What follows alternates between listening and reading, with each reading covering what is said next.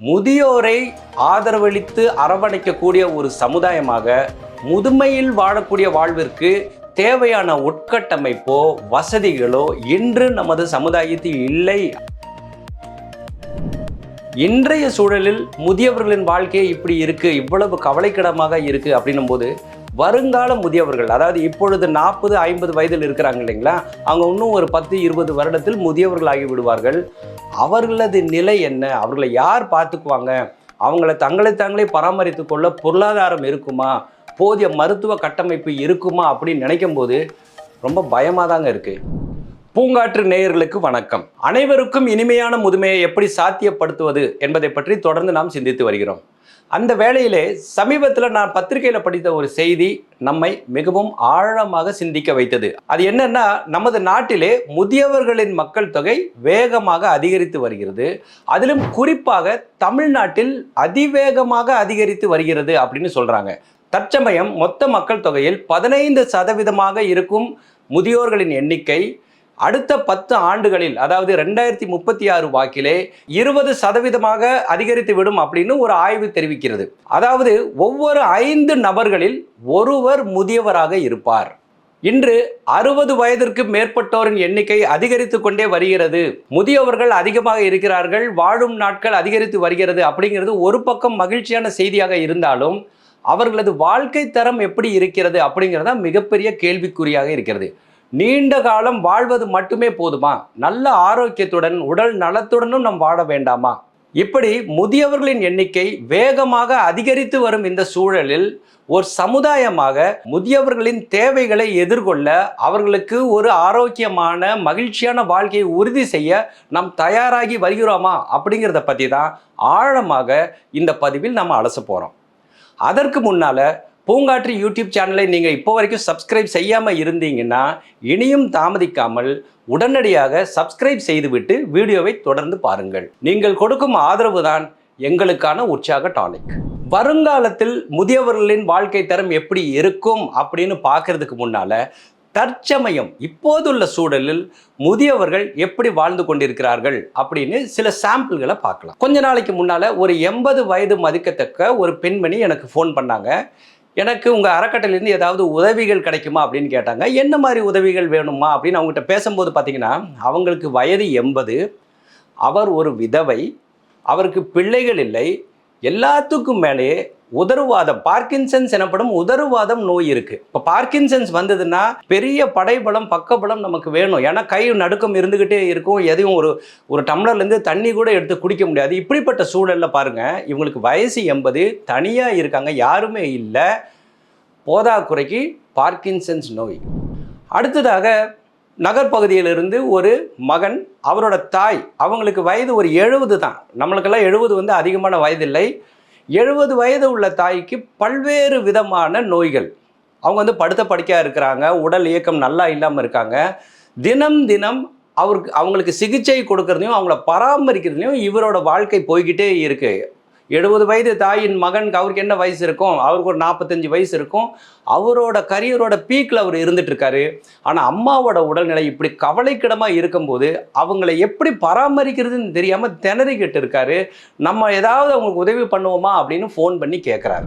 அடுத்ததாக நன்றாக இருந்த ஒருவர் திடீரென்று அவருக்கு பக்கவாதம். இந்த பக்கவாதம் வந்த உடனே அவங்க மருத்துவமனைக்கு போகிறாங்க. மருத்துவர்கள் அவங்கள ஓரளவுக்கு அவரோட ஹெல்த்தை ஸ்டெபிலைஸ் பண்ணி டிஸ்சார்ஜ் பண்ணுறாங்க.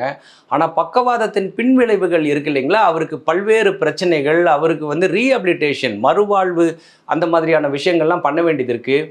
ஆனால் அது அவங்களுக்கு சுலபமாக கிடைக்காமல் அந்த பக்கவாதத்தால் பாதிக்கப்பட்டு அதுவரை சுதந்திரமாக நடமாடி கொண்டிருந்தவர் இப்போது அடுத்தவரை எதிர்பார்த்து இயலாத நிலையில் உள்ளார். இதே மாதிரி இன்னொரு கப்பிள், அவங்களுக்கு 60களில் தான் வயது இருக்கும். அந்த கணவருக்கு 65, அந்த அம்மாவுக்கு 60 வயது தான் இருக்கும். இவர் ஒரு பெரிய தனியார் நிறுவனத்தில் வேலை செஞ்சு ஓய்வு பெற்றிருக்கிறார். தனியார் நிறுவனம் அப்படிங்கிறனால அவருக்கு ஓய்வூதியம் இல்லை. அவர் இப்போ இருந்துகிட்டு இருக்கிற வீடு கூட ஒரு பழைய வாடகை வீடு. அவருக்கு கிடைக்கக்கூடிய சொற்ப வருமானம், சேமிப்பிலிருந்து வரக்கூடிய வட்டி போன்ற வருமானத்தில் இருந்து இப்போ வாழ்க்கையை ஒரு ஏழ்மை நிலை வாழ்க்கையை வாழ்ந்து வருகிறார்கள். தினம் தினம் அவங்களுக்கு இருக்கிற ஒரு பயம் என்ன அப்படின்னா, வருங்கால தேவைகள், வருங்கால செலவினங்களை நம்ம எப்படி சமாளிக்க போறோம் அப்படிங்கிற அந்த பயம் கலந்த கவலையுடனே அவர்கள் தினம் தினம் வாழ்ந்து கொண்டிருக்கிறார்கள். இதே மாதிரி தான் கொஞ்ச நாள் இந்த வீடியோவில் கூட நான் சொல்லியிருப்பேன். ஒரு வயது முதிர்ந்த ஒரு தம்பதியர் அவங்க ஃபோன் பண்ணி எங்களுக்கு ஏதாவது உணவகத்தில் வேலை கிடைக்குமா அப்படின்னு கேட்டாங்க. ஏமா குறிப்பாக உணவகத்தில் வேலை வேணும்னு கேட்குறீங்க அப்படின்னா, அங்கே அவங்க தங்குறதுக்கும் இடம் கொடுப்பாங்க, சாப்பாடும் கிடைக்கும், நாங்கள் அப்படியே இருந்துருவோம் அப்படின்னு. ஏன் அப்படின்னு பார்த்தீங்கன்னா, அவங்களுக்கு எந்த விதமான வருமானமும் இல்லை, தங்குவதற்கு இடமும் இல்லை. அவங்களுக்கு இந்த வழி ஒன்று தான் தெரியுது. இந்த எக்ஸாம்பிள்ஸ்லேருந்து நமக்கு ஒன்று மட்டும் தெளிவாக தெரியுதுங்க. முதியோரை ஆதரவளித்து அரவணைக்கக்கூடிய ஒரு சமுதாயமாக, முதுமையில் வாழக்கூடிய வாழ்விற்கு தேவையான உட்கட்டமைப்போ வசதிகளோ இன்று நமது சமுதாயத்தில் இல்லை அப்படிங்கிறது தான் தெளிவாக காட்டுகிறது. நான் பேசினது ஒரு சில சாம்பிள்ஸ் தாங்க. ஆனால் சமுதாயத்தில் பெரும்பான்மையான முதியவர்கள் இந்த மாதிரி ஏதோ ஒரு இக்கட்டில் தான் வாழ்ந்து வருகிறார்கள். ஒன்று, முதியவர்களுக்கு தேவையான மருத்துவ வசதிகள் பரவலாக இல்லை, ஏதோ இங்கொன்றும் அங்கொன்றுமாக இருக்கிறது. ஆனால் குறிப்பாக முதியவர்களுக்கென்று பிரத்யேகமாக தேவைப்படும் வசதிகள் இல்லாமல் இருக்கின்றன. அப்படியே இருந்தாலும் நிறைய கார்ப்பரேட் மருத்துவமனைகள்லாம் வந்தனால கட்டண கொள்ளை அப்படிங்கிற விஷயம் நடக்கிறதுனால நிறைய பேர்த்தால அவங்களுக்கு வேண்டிய உயர்தர சிகிச்சைகளை பணம் செலுத்தி பெற்றுக்கொள்ள முடியாத, பொருளாதாரம் இல்லாத சூழ்நிலையில், ஏழ்மை நிலையில் நிறைய முதியவர்கள் இருக்கிறார்கள். சமூக ரீதியாக பார்த்தீங்கன்னா நிறைய முதியவர்கள் இன்று தனிமையில் வாழ்ந்து வருகிறார்கள். அந்த 80 வயது பார்க்கின்சன்ஸ் நோயுடன் தவிக்கும் பெண்மணியை பற்றி சொன்னேன் இல்லைங்களா, அந்த மாதிரி நோயுடனோ நோய் இல்லாமலோ நிறைய முதியவர்கள் இன்று பேச்சு துணைக்கு கூட ஆள் இல்லாமல் தனிமையில் வாழ்ந்து வருகிறார்கள்.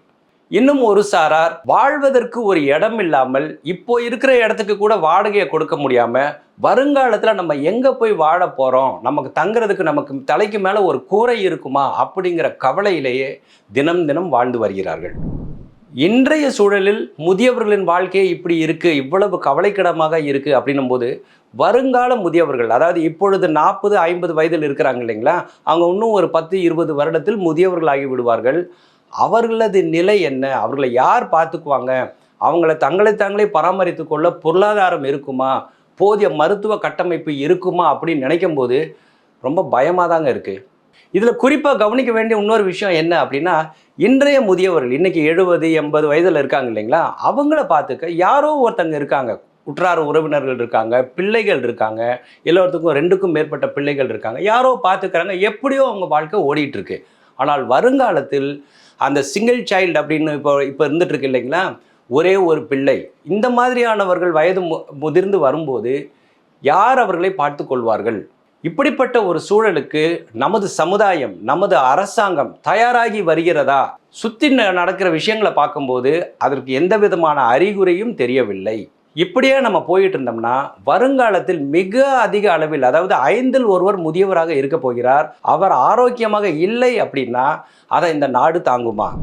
பெருகி வரும் முதியோர்களின் வாழ்க்கையை வசந்தமாக்க நாம் என்னவெல்லாம் செய்ய வேண்டும் அப்படின்னு தீவிரமாக யோசித்த போது நிறைய ஐடியாஸ் வந்ததுங்க. பட் அதையெல்லாம் கிறிஸ்டலைஸ் பண்ணி ஒரு 5 அம்ச திட்டம் அப்படிங்கிற மாதிரி எனது எண்ணத்தில் உதித்தது.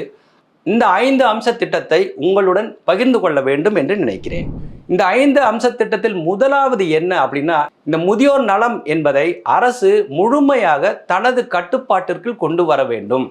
இப்போ பார்த்தீங்கன்னா முதியோர் நலனுக்கு அப்படின்னு சொல்லியே ஒரு அமைச்சகம் கூட இல்லாமல் இருந்துட்டு இருக்கு. அப்படி இல்லாமல் இது ஒரு முக்கியமான தேவை என்பதை அரசு கவனத்தில் கொண்டு முதியோர் நலனுக்கென்று பிரத்யேகமான அமைச்சகத்தை உருவாக்க வேண்டும்.